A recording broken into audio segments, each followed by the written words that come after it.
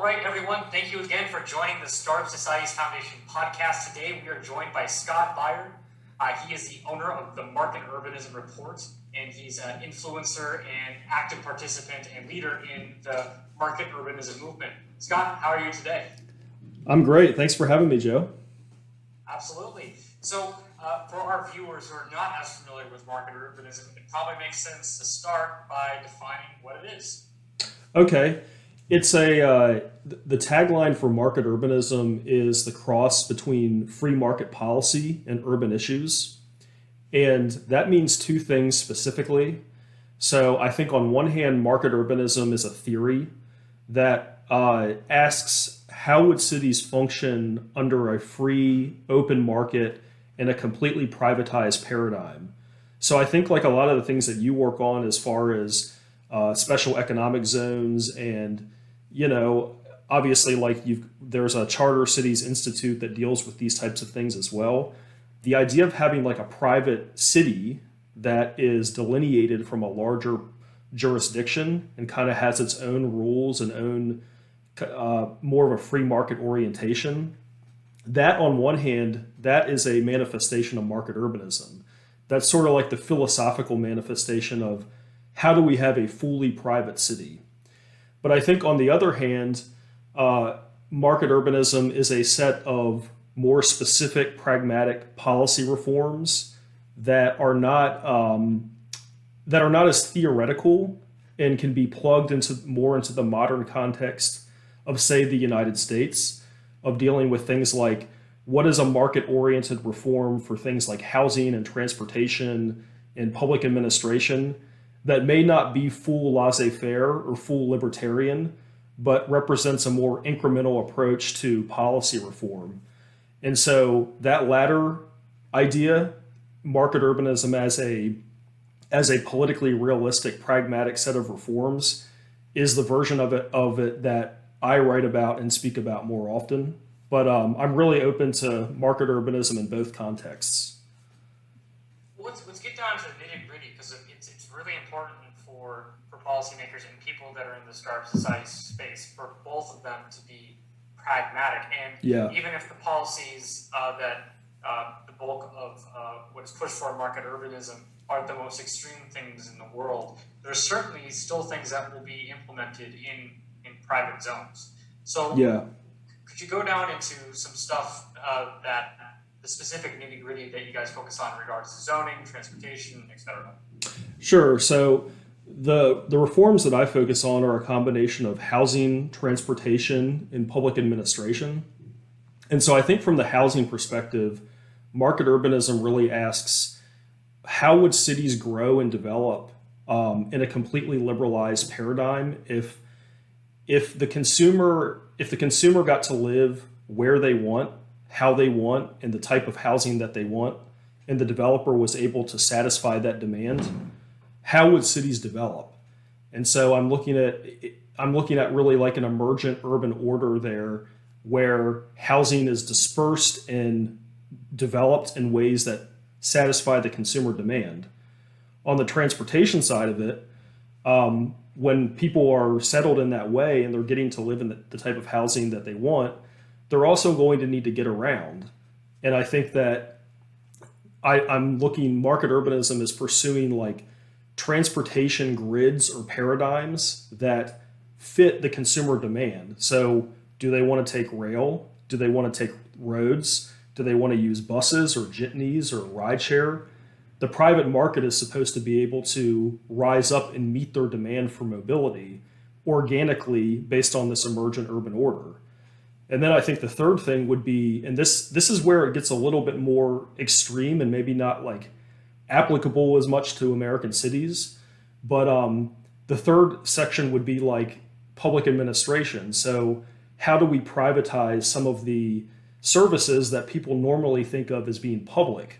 So like how can things like sanitation or utilities or schools be fully public rather than being run by like public sector unionized monopolies? And so bringing those three together, if you've got housing, transportation, public services that are all being provided fully by the private sector. That's what to me is really interesting, and I'm with market urbanism. I'm trying to push towards that.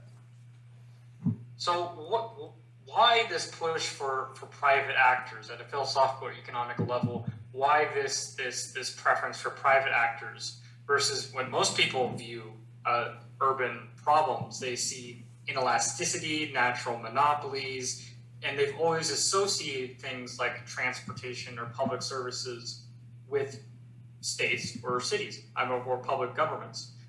Why are you trying to make this shift? What's the underlying incentives or philosophy behind it? I think classical liberalism in the idea that the private sector responds better to information, and it responds better to consumer demand. So, I mean, if we were to use an example of, like, say, mass transit in New York City, I think that if you were to have the current system that you have now, where you have one agency called the New York MTA that's state run and is running the entire subway system and most of the buses, and it is the people who run it are appointed by a governor, and they're all political actors in their own way. And so I think that type of system will not be responsive to new information and to changes in mobility patterns and changes in consumer demand. Whereas I think a bottom-up system that is private sector by nature, so things not only like Uber, but Lyft and Jetty and Via and various other even smaller companies that might operate in the micromobility space, they have proven, and I think they always will prove, to respond more to new information and to consumer demand, into the zillion different changes that happen on a day-to-day life within a city based on all the people who are living there. And so, yeah, I think it's really an information issue, and really, like, not just information, but incentives, like responding to, if you're a political monopoly in bureaucracy, you're going to have a different set of incentives that you're responding to, as opposed to a bottom-up entrepreneur who is really just trying to make a profit. So that's an interesting point. And if you mind, I would like to veer into a couple of hypothetical situations, because Okay. one of the problems that a lot of startup society entrepreneurs get into is that striving for the emergent, for the flexible and the entrepreneurial, for things that are seemingly rigid, like public transportation. Yeah. So, especially when you're creating a startup society in a greenfield site, Mm-hmm. and you're trying to scale it, you need to have initial infrastructure to build it out, but how do you structure it in such a way that, like you said, it is emergent and can adapt to a growing populace, but at the same time be managed in a way that could be effective transportation and doesn't have problems when scaling? Yeah, and I mean, to me, that's a more difficult question. I think the easier answer is actually to look at an existing situation like a New York or a San Francisco, where the people have already agglomerated, and there is already a demand that exists in those cities, and there is kind of like a system that any entrepreneur can plug into and then respond to the information that is being offered within those cities. I think that the reason that I distinguish that from, say, like a greenfield situation where you're just building a city anew is it is more complicated, and you might have to deal with, like, issues of I guess really having the organization to be able to to completely build out an infrastructure system. It might make it more complex. So I don't know. I don't really know the answer to that probably as well as you do, and that is that's the type of thing where I think market urbanism becomes more complicated. But if you were to look at examples in the United States, I mean, there are private cities that have arisen in the United States, places like Reston, Virginia, various municipal utility districts in Texas could be called private cities. And what they usually do is they float bonds, and you have a board of people who are overseeing the growth and infrastructure of the town, and they float bonds and get private capital to be able to build the infrastructure. So that would be an example of where there is some planning per se that's going into the process to build an infrastructure grid that the private actors can then come and use and utilize. Interesting. Yeah, this and are those bonds, are they tax free, or is that do they have to pay tax on those bonds? I believe, in the case of Texas, they have to pay tax because they are not municipalities; they're unincorporated cities. But I believe that can actually vary in Texas based on the way whether or not they decide to incorporate, whether or not they decide to ultimately get annexed by a larger city. So I don't think there's any one set answer for that specific policy. But the policy that I'm talking about is called MUD, Municipal Utility Districts. And they're usually like these kind of sprawl districts. A majority of them are built outside Houston. And they're kind of like suburban subdivisions that become their own little entity that are separated from the city of Houston. And yeah, they kind of function as their own little private city, but really they're more suburban in nature. And it seems that a lot of the impetus for these policies kind of depend on the autonomy that they have to make their own policies. And that sort of brings a thought about how market urbanism relates to the strong towns movement. Yes. That I think we're in a parallel. Could you comment a little bit on that? I would say there's a good bit of overlap between strong towns and market urbanism. I don't think strong towns usually uses the free market language and ideology. I don't really think they associate with that kind of language. But some of the phraseology and ideas that they're using are more or less overlapping with market urbanism. So I know that one thing that they talk about is the idea of incrementalism and the idea that cities grow gradually. And say so an example of incrementalism would be like if you have a certain transportation route that is proving popular, the incremental step would be to put a bus there, a rapid bus, and see what the demand is like, and see if the line is profitable or how well it does in relation to demand. Whereas the broader step would be build a rail, which requires a lot of obviously fixed infrastructure and right of way, and is more expensive to build than just running a bus along a road.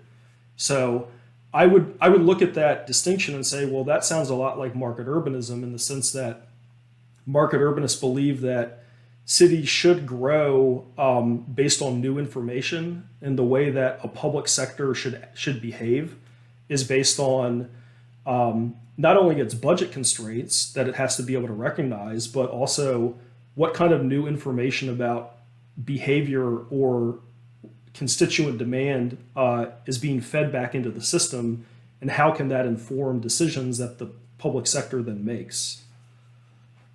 So is there a trade-off from that incrementalist approach? I mean, obviously, it's great to experiment and to do low-cost changes, but at a certain point, there might be some systems where you keep incrementally changing things, but at the end, on the systemic level, it's actually less efficient than if there was this large-scale infrastructural change. So instead of going from point A to point B, in at an angle, you go to point A to point B in a straight line.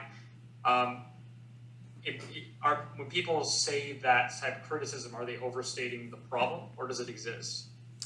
Yeah, I think there could be examples of where incrementalism wouldn't work. I mean, it kind of begs the question of, would the New York subway system have ever been built if they only did it incrementally? And to some degree, it was incremental in the sense that certain lines were built and then certain other lines were built, but the very act of like going underground in Manhattan and digging out that first tunnel to send a north-south subway through the whole borough, I mean, that obviously wasn't an incremental step. Like that required broad organization between the public and private sector. And so, yeah, I mean, I think in another case, it's like the ability to build high speed rail in the modern context would probably require the public sector and the private sector to negotiate to be able to carve out right of way.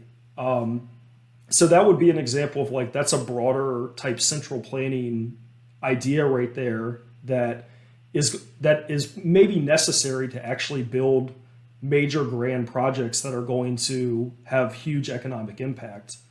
But I mean, generally speaking, I would probably side with incrementalism because I think that cities in general overbuild their infrastructure, and I think that incrementalism would be a welcome mentality in a vast majority of cases. Okay, yeah, especially in existing cities where everything's already overbuilt. Right. Maybe perhaps in new cities or greenfield cities, it makes sense to have a solid, dare I say, centrally planned infrastructure. But after the initial build out, it's sort of like when you don't have any pavement, you just have a field of grass, and you have people walk on the grass, and wherever you see the most ground trodden, you start putting pavement. Perhaps a new city is similar. You build an initial infrastructure, and then you see flows of traffic, and then you start incrementally building out infrastructure from there. Right. And of course the rebuttal and I guess or like the counter model that we could always mention with this kind of thing is just complete privatization. If you do have that greenfield or if you do have that city and it's supposed to grow in a certain way, what would happen if millions of different private sector actors decided to to basically go their own way and build and invest based on their own needs or the needs of their customers. And so that would be a case where it's like, if you do have a greenfield development, would a certain road really get extended if it weren't being propped up by public subsidy, but it were, the work of the private sector and private investors? And that's always going to be an interesting counterpoint and counter model. Interesting. And so these types of ideas have they gained traction? Have they influenced political movements that have changed policy in existing cities? I think so, and I wouldn't all peg it to market urbanism. I think there's a larger set of movements that you might just call the urbanism movement that are kind of they're carrying the water of market urbanism in some respects. So I think you've got market urbanism, you've got strong towns, you've got the new urbanism movement, which generally calls not only for better design, but I think in a vast majority of cases, the new urbanism movement is calling for more liberalization of land use. And then of course you've got YIMBY, which I would assume that you've probably heard of, but that's Yes in My Backyard, and that's really like a scattered series of pro-housing movements that exist in cities all over the United States and increasingly all over the world. And so I think those four things I just mentioned, and maybe there are other examples as well. I mean, startup societies I think would be a good example as well. Like there's all these little scattered movements. They're not all libertarian by any stretch, but what they are is they're pro-urban and they're pro-growth. And they all kind of have the same message of saying our cities, the way they're built currently, are not acceptable. And they are not responding to the needs of the consumer and to the needs of their own growth. And they are unnecessarily dispersed and sprawled out because the government has effectively forced that through policy and regulation. And so I think the common thread between all these scattered movements are basically saying we need to reverse these regulations and allow cities to really become cities again and densify and meet the needs of the market. Well, why do you think that there is now this growing set of different movements all related to urbanism? What's the impetus? Well, I think it's a couple things. So, and it does seem to be generational at times. So I think for the younger generation, they are really frustrated that it's so hard to afford a home. And so they're having to pay a large portion of their paycheck. Like if they want to live in any big city like New York or Seattle or LA, chances are they're a renter and they're paying large percentages of their paycheck to rent. And they're obviously not building any equity in the home because they can't own the home. So I think there's a lot of frustration about high housing prices and just the inability to get ahead. And so that's why a lot of my generation, like the millennials and Gen Z, they very much are interested in liberalizing the housing market and allowing more housing to get built closer within cities, closer to jobs, so that they can not only own their own home, but they don't have to rely on the automobile to get around. Like they can live closer to where they want. I think for the older generation, which you might associate more with like the new urbanism and strong towns movement, I think they're in a lot of ways they're frustrated with some of the same things. They don't like the fact that urban design is so bad and it's so geared around the automobile, so that say anytime you want to build a new town center style development, you have to build a huge parking lot to meet the minimum parking requirements, or you have to build huge setbacks that kind of take away the urban feel of the project.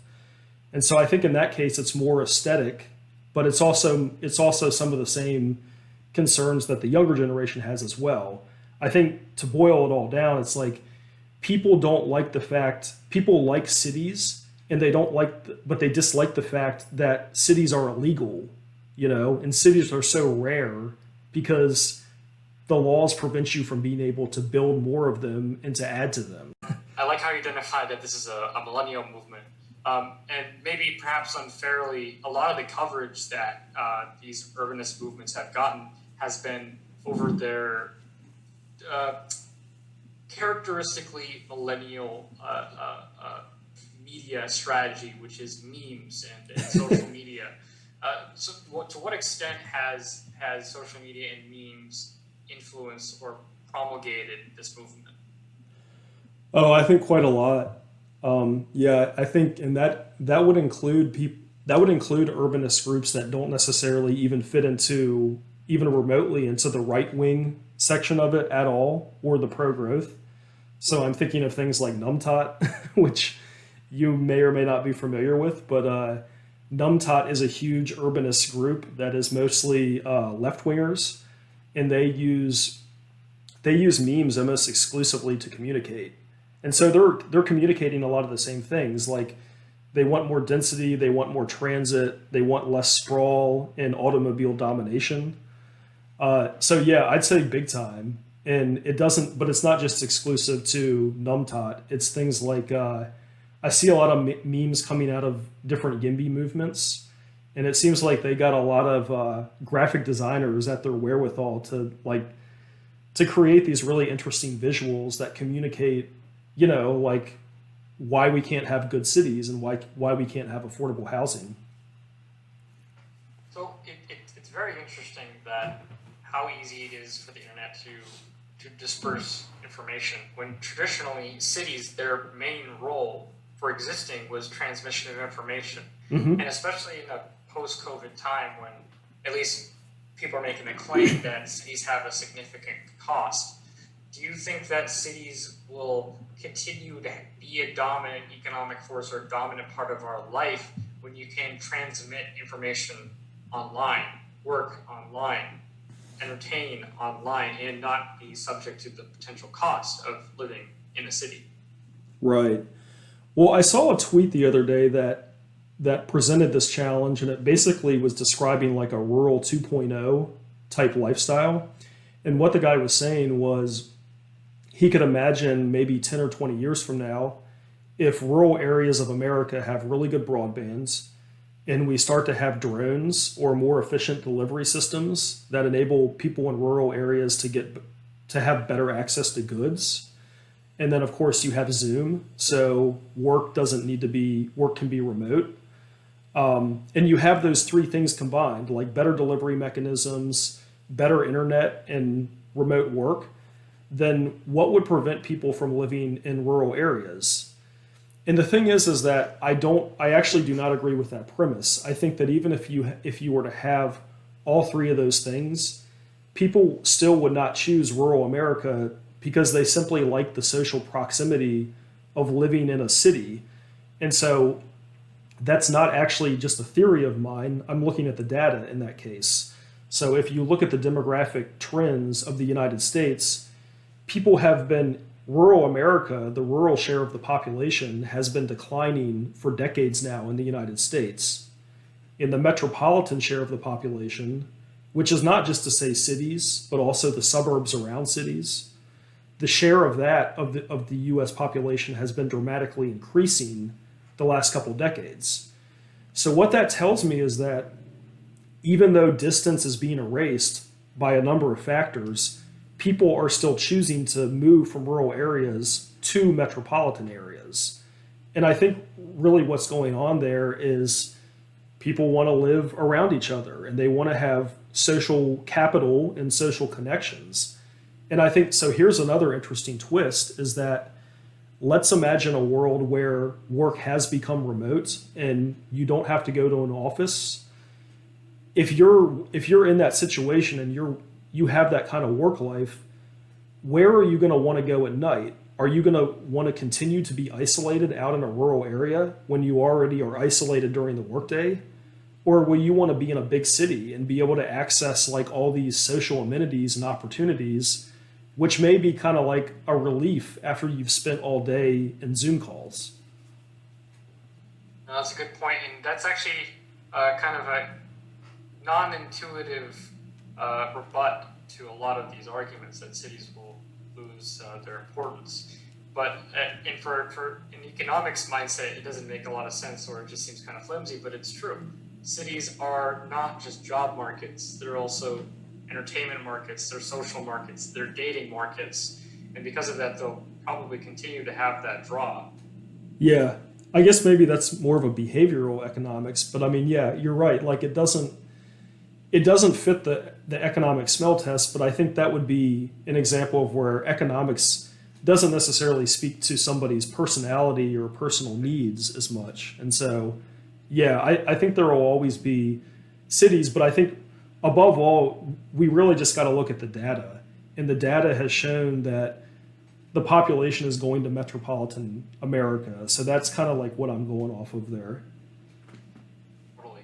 And I loved your analysis. It's very similar to Jane Jacobs, the idea that a city is beneficial because of you increase the likelihood that you're bumping into other people and increasing social capital. Right. To what extent has Jane Jacobs influenced this movement? Oh, I think Jane Jacobs has been a huge influence. I think that on the economic side, you can look at the classical liberal economists, but I think on so if you were to break up market and urbanism, like the market side is obviously inspired by free market economists dating back to the 1700s, but I think the urbanism side is really inspired by really more than anybody Jane Jacobs. Because a lot of her writing was very economic in nature as well, but I think when market urbanists read Jane Jacobs, what they see there is somebody who not only understands cities really well and just loves cities, but also understands the economics of them in the way that like thousands of different people living in a neighborhood doing slightly different things every day that are based on their own self-interest but are mutually beneficial. The collision of those different interactions creates a spontaneous order that really makes cities great, and that really makes them productive and effective and efficient. And so I think that mix of urbanism and economics that are found all throughout her work, it really does speak to the market urbanism philosophy. So we are closing up time in a little bit, but I'd like to close on something that a lot of people, when they talk about cities, that they like to do just as a fun little experiment. Sure. But as someone that's so ingrained in the movement, I think you might have some fun with this. So imagine that you have helped found a special jurisdiction. You got a concession from the government. You have pretty much free reign in terms of the legal environment, regulatory environment, and also sort of the urban planning of it all. what are some key characteristics that you would tweak around to make a successful special jurisdiction based on your values and based on your knowledge? Well, that's a great question because I've thought about that a little bit, and it's something that I would eventually like to do, possibly in Texas with their kind of extra jurisdictional type administration model. So I would say that we'd start by having no zoning, and we would not have parking minimums, or possibly any land use regulations at all. And just because I'd like to see that spontaneous order and just kind of see how everything grows. I think maybe that it would be more efficient from a utility perspective to hook into the existing utilities that exist in the state and just pay a user fee based model of the utilities that you use. So I think that would provide a scalability that would be more efficient than, say, trying to provide your own utilities. And as far as like the laying out of the road network, that would also be really complicated. But what I could picture there is like having a board of different business interests who decide based on their own personal interests how the grid should be laid out. And then once they reach an agreement, they float bonds and build that grid. And then as far as like the actual use of the grid, I think that would just be a user fee model. And by grid, I mean the road network. So like the road grid, I think that that would be the type of thing that once the road network is built, you charge for the use of that road. And then whatever business wants to come in and like use the road and possibly provide transportation services on the road, they just pay the user fee. And so I think that what you would get is you'd get a lot of little private bus networks moving around and kind of like, serving people's needs and getting people around. And they would just, the fee of using those or the fee of using those roads would get passed down onto the cost of the consumer. But it would be relatively small because if people are riding a bus, then obviously that's more than a single occupancy vehicle. So the cost of using the road would get shared across different consumers. And so I think when you add all those factors, housing wherever it needs to be built, transportation wherever it needs to go, and then hooking up to the surrounding utilities, then I think you would have a very dense and efficient city. Oh, listeners, were you taking notes? And if you were and you plan to apply them to your project, please make sure to include Scott in the project. I think he will be a really great asset. Scott, it was great talking to you. You have a really nitty-gritty understanding of what's going on in cities nowadays, what can be applied to existing cities, and just sort of what the mindset that's growing these parallel urban movements. So thanks a ton. Thank you, Joe.